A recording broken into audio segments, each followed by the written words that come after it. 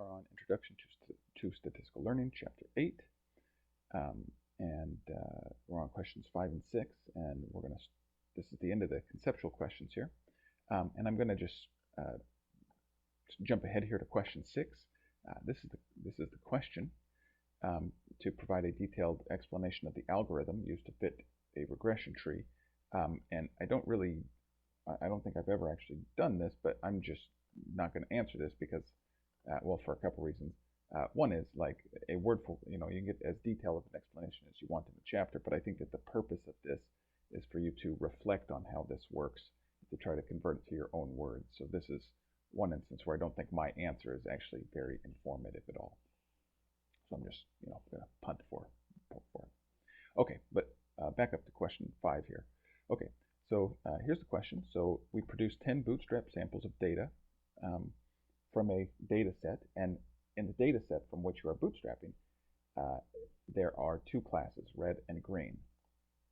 And then, so now, for each of the bootstrap samples, we run a classification tree for a specific value of x, right? So x must be predicting red or green, all right? And each classification tree produces an estimate of the probability of red given the predictor variable x.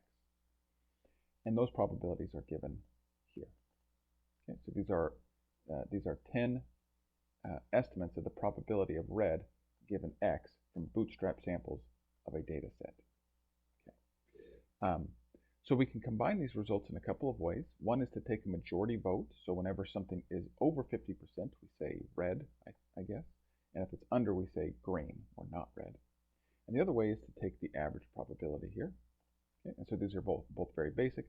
So in the majority vote, we add how many are less than 50%, how many are more than 50%. In this case, more of them are over 50%, and so we call it red.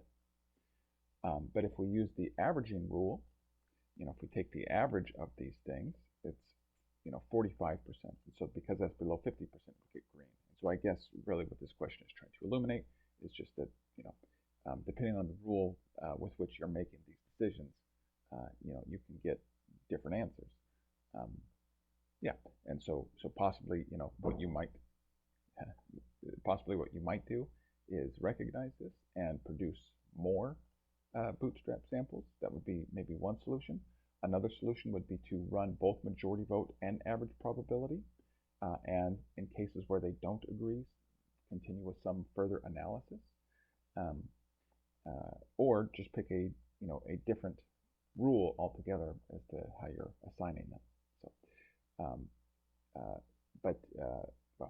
but maybe this also signifies maybe one of the weaknesses of trees, at least trees that have not been modified by something like boosting or something like that.